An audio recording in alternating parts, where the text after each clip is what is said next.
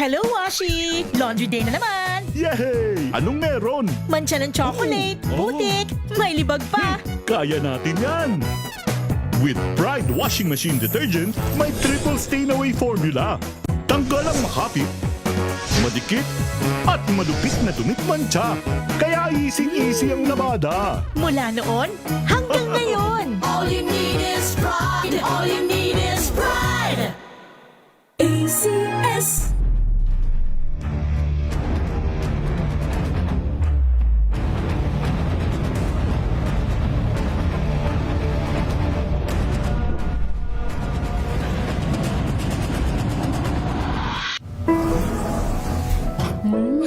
Amoy forever.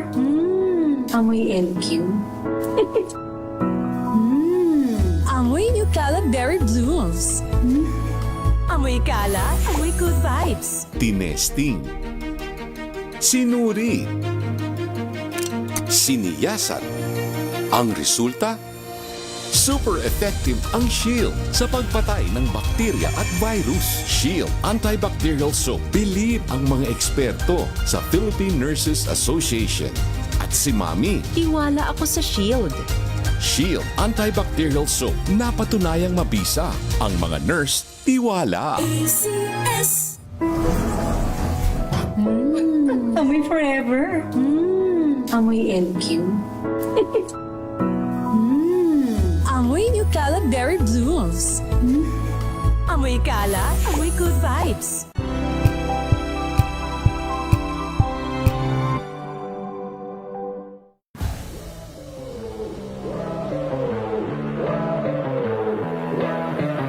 Oh, champion tayo this year. Pero after natin, the day niyan, after nun, di ba, competition, kinabukasan din na tayo champion.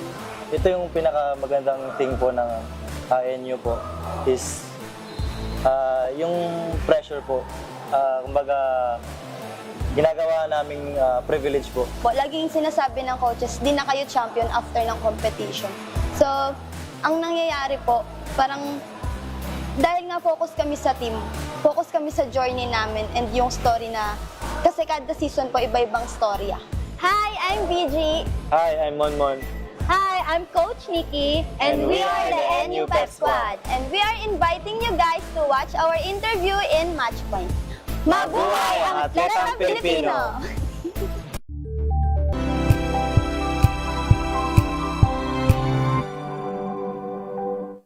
Maulan man, no worries na amoy kulog ang damit. Charm, Fab, Con, bangong pumakabloom. Tanggal amoy kulog sa bango ng charm. Kaya gamit ko, Charm Fab Con with Bloom Fresh Technology. Kills 99.9% of kulob-causing bacteria. May aroma burst pa of thousands of flowers and berries. Ang sampay sa loob, no amoy kulob. Bangong pumakabloom sa charm. Charm Fab Con. ACS.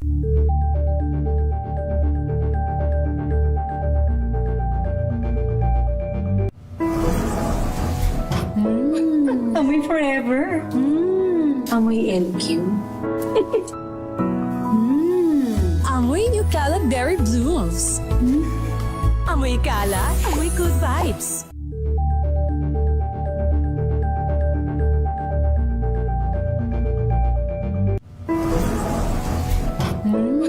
Amoy forever.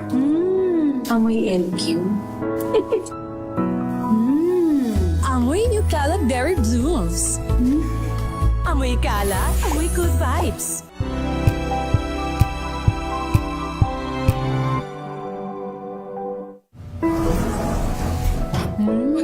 Amoy forever. Amoy LQ. Amoy New Cala Berry Blooms. Amoy Cala, amoy good vibes.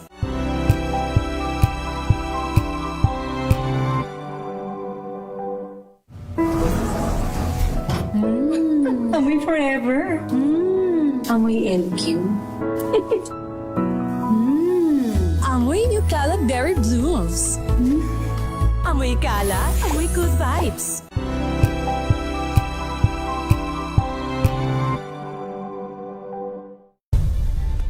Nagsimula sa pangarap hanggang sa maabot ang tagumpay. Iba't ibang kwento, iba't ibang mukha ng atletang Pilipino. Mas pinatindi, mas pinalakas, at mas pinaaksyon sa Match Point tuwing Sabado, 12:30 ng tanghali sa DZRH TV.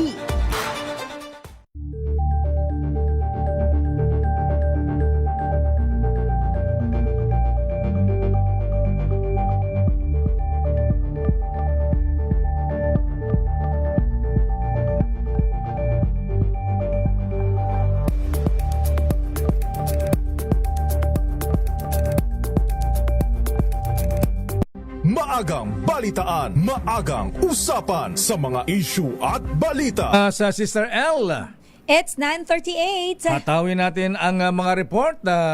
Asan si Raymond, asan si Milky, ha? Abay, tapos na ba ang kudita sa Senado? Ayan. Hindi ba natuloy? Ayan. Pero sabi ni Kuyang General Hansel Marantan ng PNP HPG, ayan, pakibati si Kuyang Eda Tolentino ng Advance Happy Valentine's. Valentine's na Aga agad. naman yan, Kailan ba ang Valentine's? Saturday next week. Next week this pa week. yan. Ayan, Ngayon na lakay. Ay, hindi. Next week pala. Next week 5 pa lang pala ngayon. 5 pa lang tayo ngayon eh. Ayan. Sorry, nagmamadali. Ay, good morning, Kuyang Senior Warden, ha? Attorney John Pama, o nga pala ang mga taga TM Calo Masonic Lodge 136, mga brethren. Kami po ay nag-imbita sa aming public installation sa March 18 sa Grand Lodge, ang incoming Worshipful Master Rolly Masangkay, Senior Warden Attorney John Pama, at Junior Warden Dale Texon. Ayan, kayo po ay imbitado, mga kuyang. At happy birthday din kay Lola Lou Ellen Padilla. Ba, 90 years old na siya, ha? Pero malakas pa siya, ha? Lalo na pagka nababati natin sa radyo, ha? Abay, natutuwa. Ayan, parang si Kuyang Larry Francisco, ha? Nagtutuwa, nagtatalon din sa tuwa. Ayan, kaya happy birthday, Lola Lou Ellen Padilla, ha? Ang anak ti Baguio City na nanay na magandang Doktora Minggita Padilla. Ayan, off mic ka. Ayan. Nanay pala ni Doc Minggita talaga. Yes, may pinagmanaan si Doktora Minggita. Ayan.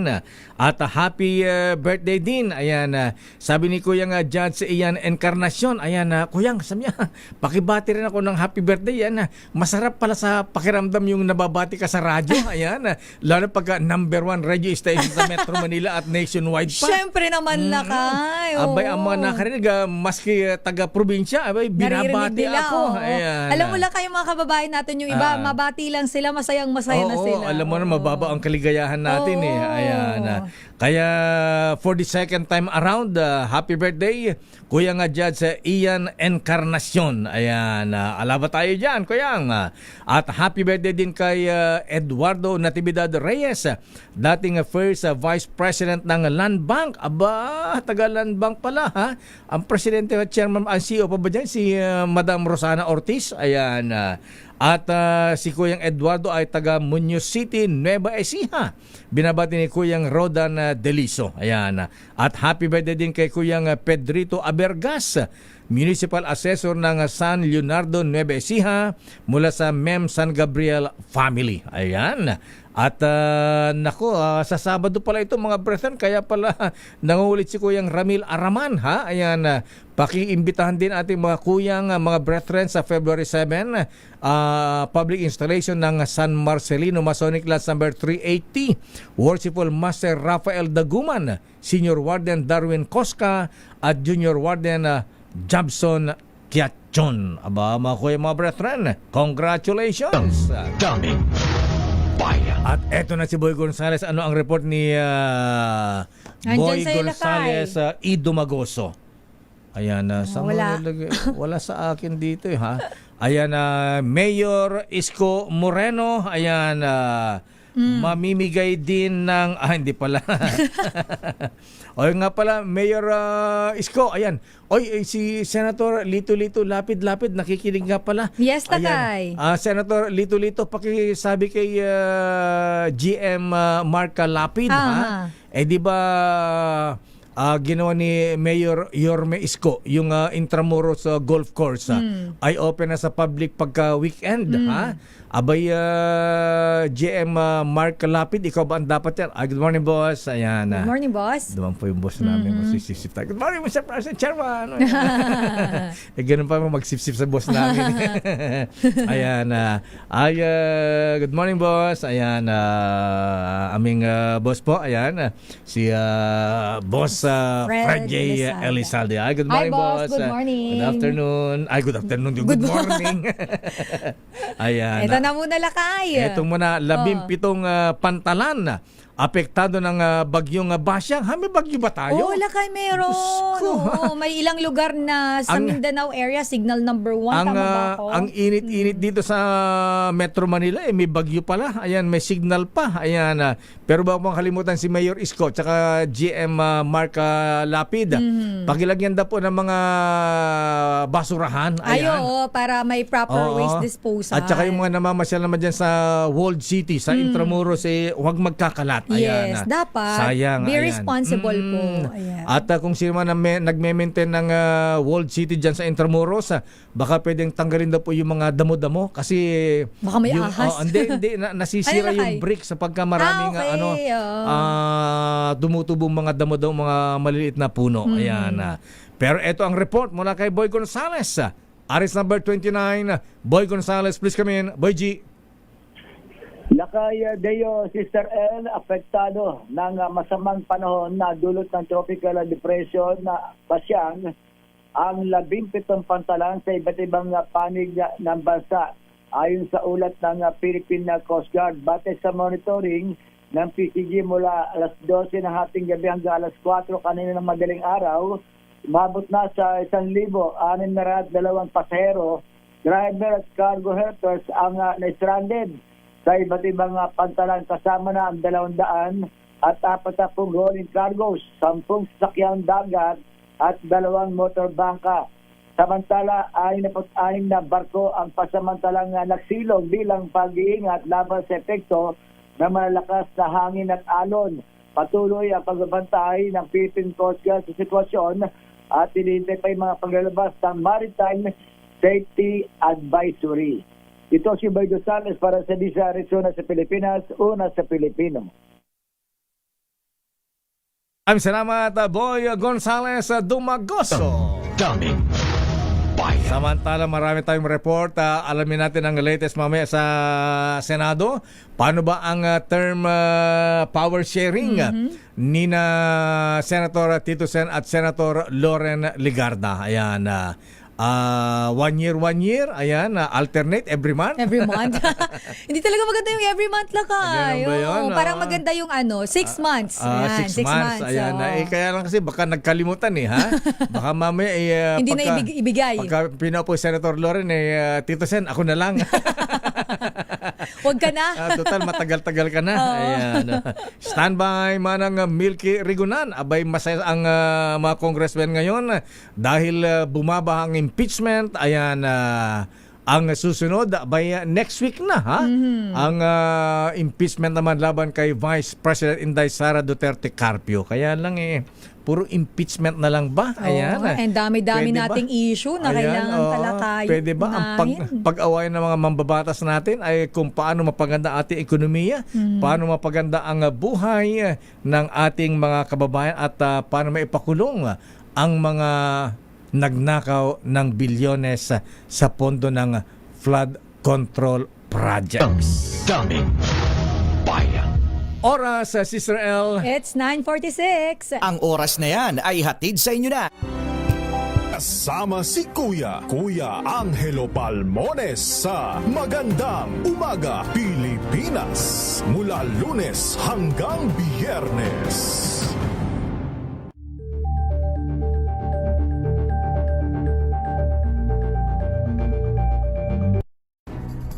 Good vibes ang hanap mo? Dito ka na sa Sigurado!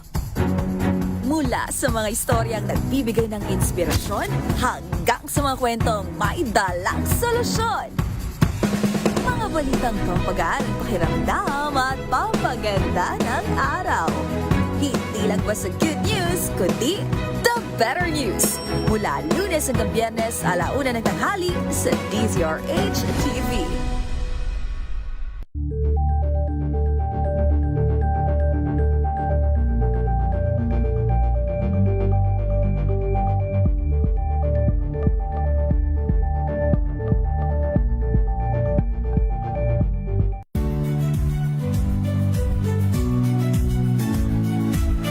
Magandang araw mga kaibigan. Ito po ang inyong balerina ng bayan, si Lisa Makuhay Lizalde, na nag-aanyaya sa inyong samahan kami at ang aming mga espesyal na panauhin para sa kalahating oras ng masayang kwentuhan sa aming programang Art to Art, kung saan ang usapang sining at kultura ay para sa lahat. Huwag kaliligtaan, tuwing linggo, 3:30 ng hapon, dito lamang sa DZRH Radio, DZRH TV, at via online streaming.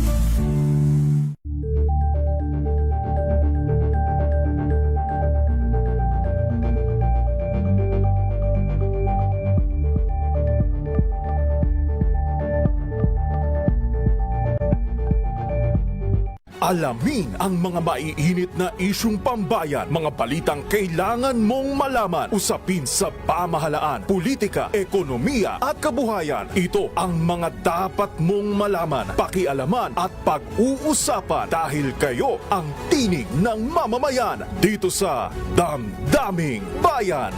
Live sa DZRH Radio, DZRH TV at DZRH Digital. Kasama sina Lakay, Deo Macalma at Elaine Apit. Araw-araw, Lunes hanggang Biyernes. Damdaming Bayan.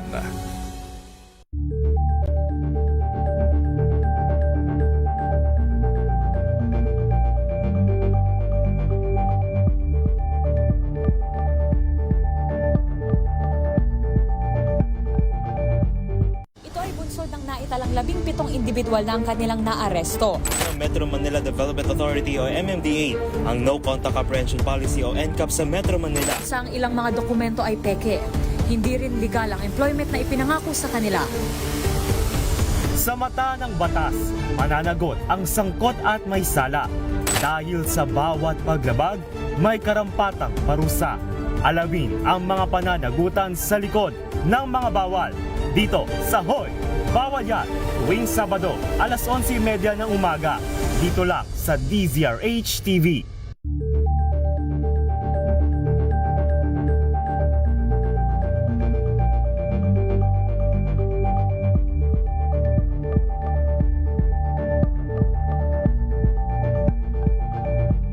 This Saturday on Scene Zone, #World Class Theater Experience mula sa Broadway classic Les Miserables World Tour Spectacular.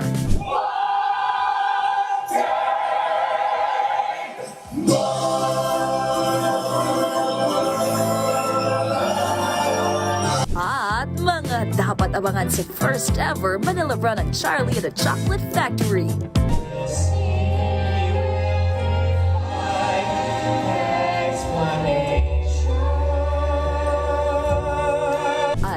12:00 ng tanghali dito lang sa DZRH TV.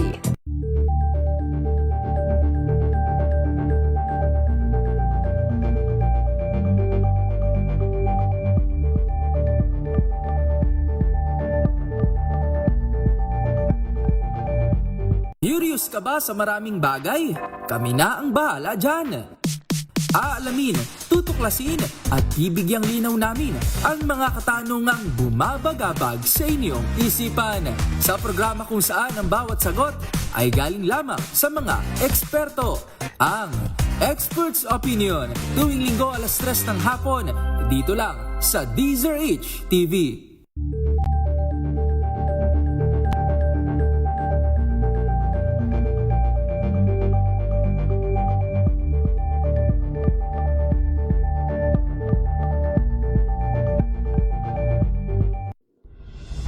Tuloy-tuloy ang pagtulong, tuloy-tuloy ang pagseserbisyo at tuloy-tuloy ang balitaan kasama si May Binauhan sa Operation Tulong mula Lunes hanggang Biyernes.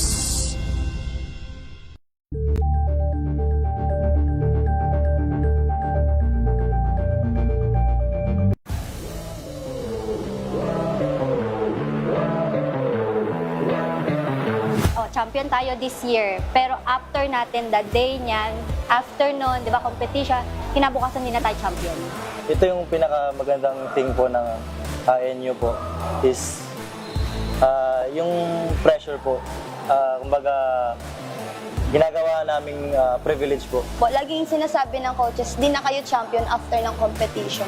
So, ang nangyayari po, parang dahil nga focus kami sa team, focus kami sa journey namin and yung story na, kasi kada season po iba-ibang storya. Hi, I'm BG. Hi, I'm Monmon. Hi, I'm Coach Nikki, and we are the NU Pep Squad. And we are inviting you guys to watch our interview in Matchpoint. Mabuhay ang Atletang Pilipino!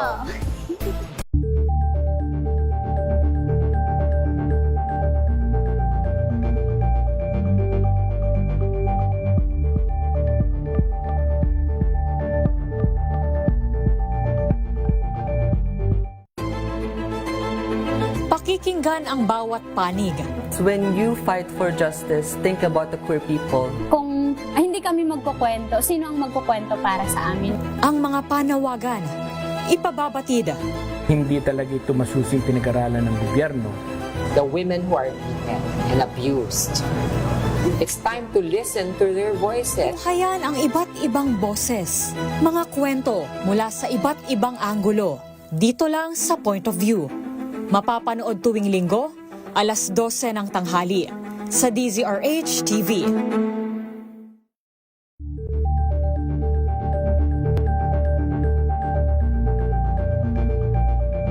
We've got you covered. From the hottest hits, exclusive interviews,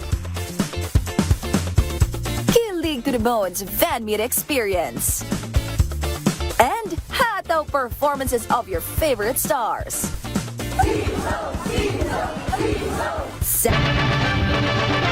Flash Report! Flash Report!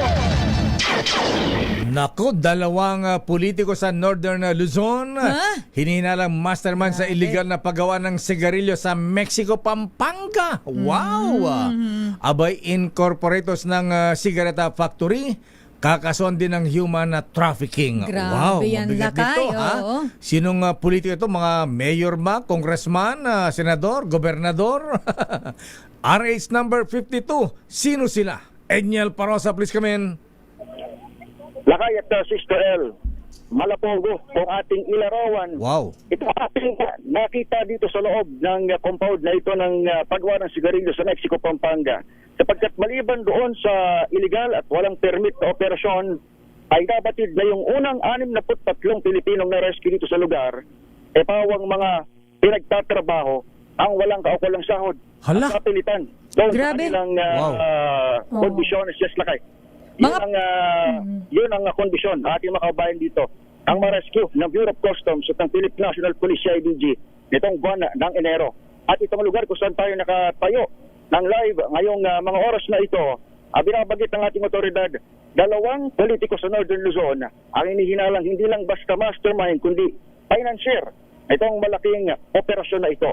Yan mismo ang sinabi ng Interior Secretary John V. Cremulya kasabay ng kanyang inspeksyon dito sa pabrikang itinuturing na source ng mga smuggled na produktong nakikita hanggang sa mga sari-sari store sa iba't ibang bahagi ng bansa. Magapat ayaw nang magbanggit pa ng ibang detalye, tila nadulas Lakay ang kalihim ng kanyang sabihin na mga congressman. Ito ang kanyang binabanggit. Wow. Congressman na naman. Dito sa operasyon na ito. Wow. Itong politiko na ito sa apat na natukoy na incorporators, itong kumpanyang Samyang Global, nag-upa ng lupa dito sa Barangay Panipuan. Dalawa sa mga ito, Pilipino, dalawa naman ay Koreano at kasado ng ipasapina ng CIDG.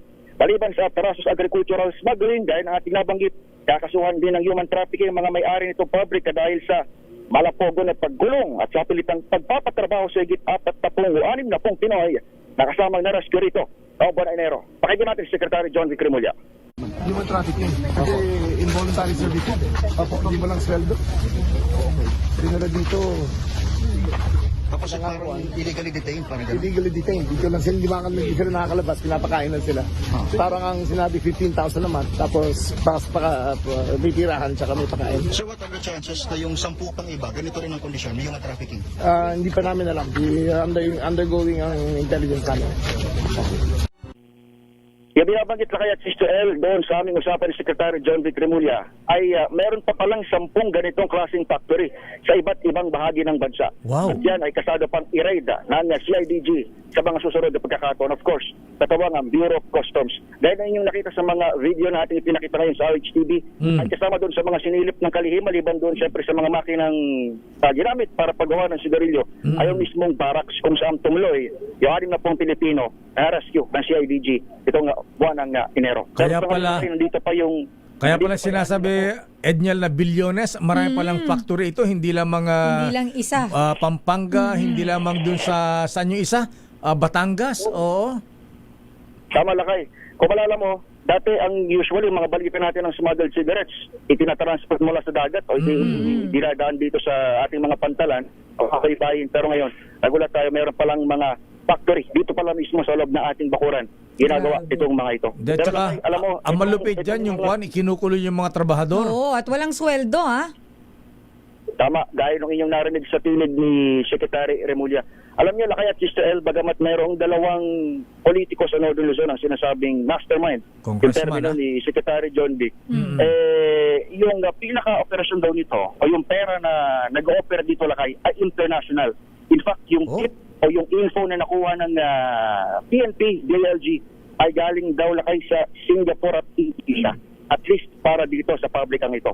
Yung sa 10 pa, na sinasabi rin ng kalihim na kanilang i-operate o soon to be na ma-operate, ay malalaman din kung konektado sila sa isang network Lakay ng smuggling dito sa bansa. Ano yung kamo nang gagaling sa Singapore at Indonesia?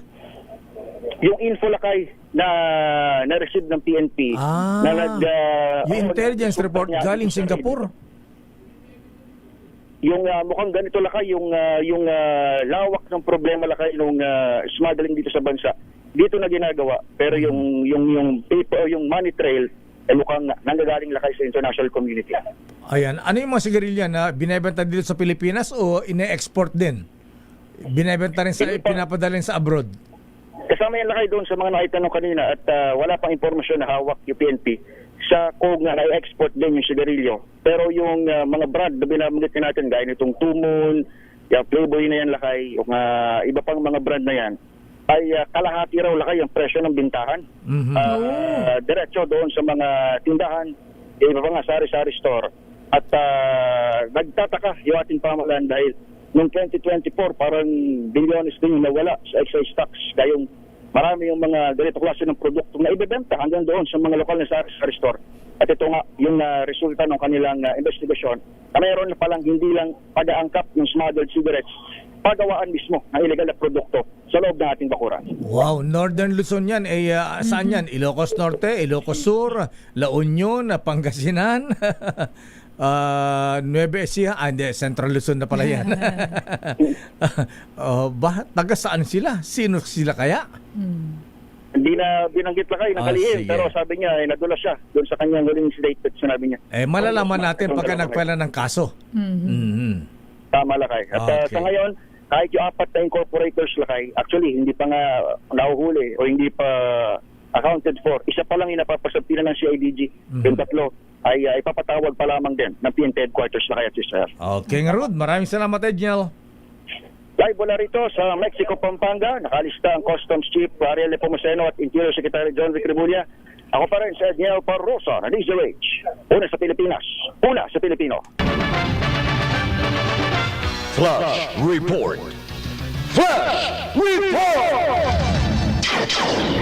Maraming salamat Edniel Parrosa at congratulations kina Customs Commissioner Ariel Nepomuceno ang titindi ng intelligence na nakuha Ayan, grabe. Grabe Galing. Bumulaga ito Lakay, bagong kontrobersya na naman ito. Sinabi mo Pero alamin mo natin ang report mula sa Senado. Hatawin na natin Senate Majority Block matatag at solido. Ayon po yan kay Senator Migs Zubiri. Detalye balita mo RH28 Raymond at Paas. Lakay Raymond.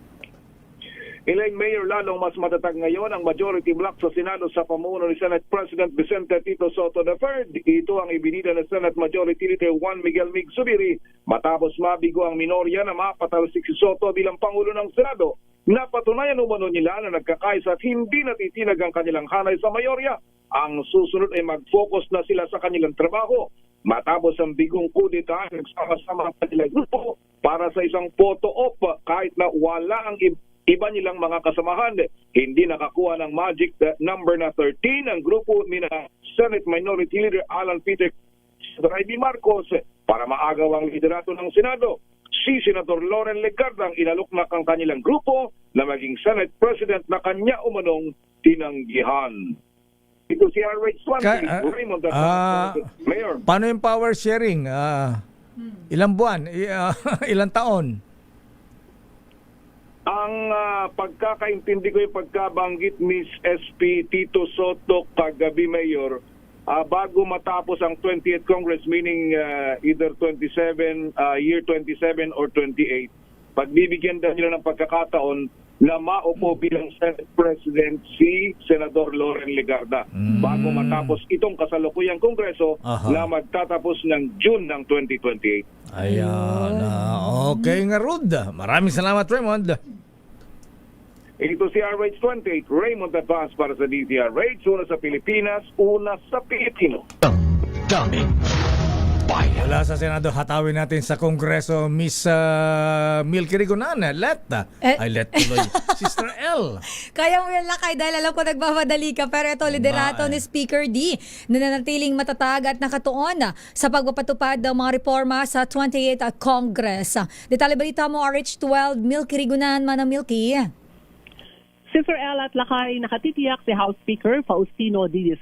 sa kanyang pwesto dahil prioridad ng liderato ng Kamara ang pagpapatupad ng mga reforma sa halip ang mausapin ng change of leadership. Ito ang tiniyak ni House Majority Leader Sandro Marcos sa harap na maugong naman ang pagpapalit ng liderato sa Senado. Ayon kay Marcos, suportado ng mga mababatas ang liderato ni Lee para maipatupad hindi lamang ang mga reforma sa Kamara, kundi maisulong ang mga priority measures ng administrasyon sa ilalim ng 20th Congress. Sabi ni Marcos, sa mga panahon ngayon, nakatutulong ang tahimik na paumuno ni Lee para daw hindi madistract ang Kamara sa mga ingay ng politika. Narito si House Majority Leader Sandro Marcos. As far as I'm concerned, everyone is confident and happy with the leadership of Speaker Boji. He has been steering the House through his own quiet brand of leadership, which is what I think the House needs now, and instituting the reforms that the House requires to show the Filipino people. Samantala, sinabi ni Marcos na nakuha ng suporta ang kanyang panukalang no work, no pay sa hanay ng mga miyembro ng Kongreso sa ilalim ng kanyang House Bill 7432. Ay pa kay Marcos, hindi naman sekreto na maraming pala absent sa Kamara at Senado, hindi nagpapakita sa mga committee hearing o hindi sumasali sa mga debate sa plenaryo. Katwiran ni Marcos, kapag marami na ikibahagi sa debate sa mga panukala, nakabubuo na magagandang batas para sa ating mga kababayan. Nilinaw din ni Congressman Marcos na walang sinisingle out ang kanyang bill matapos sagutin kung ito ba ay patama kay Senator Ronald Bato de la Rosa na ilang buwan ng absence sa Senado pero sumusweldo pa rin. Ako si Milky Rigunan, nagulat para sa DZRH, una sa Pilipinas, una sa Pilipino. Maraming salamat, Manang Milky Rigunan. Mukhang safe na si Speaker Boji D, ha? Paano yan, Congressman Ronnie Puno? Ay, Congressman Brian Yamsuan, good morning. Malungkot yata dahil ang kanyang BFF ay nasa Portugal. Ay, good morning din sa mga, three-cornered fight pala ang laban sa 2nd District ng Antipolo City. Talaga lakay? Sino pa yung isa? Yes, ang kalaban ni Konsehala LJ Sumulong sa pagkakongresista sa binakante ni delayed Congressman Romy Acop. ay si Dr. Bong Acop. Ayan, konsehal din yata ito. Anak ba ito, Lakay, Yes, ni anak Kong ni Acop? Kong Acop, Romy Acop. At si Bukal Nilo Leble. Ayan, tatlo silang maglalaban sa pagka-kongresista. At tinatawagan na calling all the alumni of Trinity University of Asia High School batch 1976 for the Golden Jubilee Alumni Homecoming sa February 21. For details, please call Miss Janet Ortiz, batch President sa 0945-516-7235. At yan nakabuhan natin palatuntunang damdaming bayan. He ain't heavy. He's my brother. Ako po si Deo Macalma. Sister L po, Elaine Apit. Stay safe. God bless po. Operasyon Tulong susunod na Wonder Woman. Miss May Binauhan. Ay Buddy Uberas. Good morning Parikoy. Ayan. Oras eksakto. Lagi sakto. 10:08.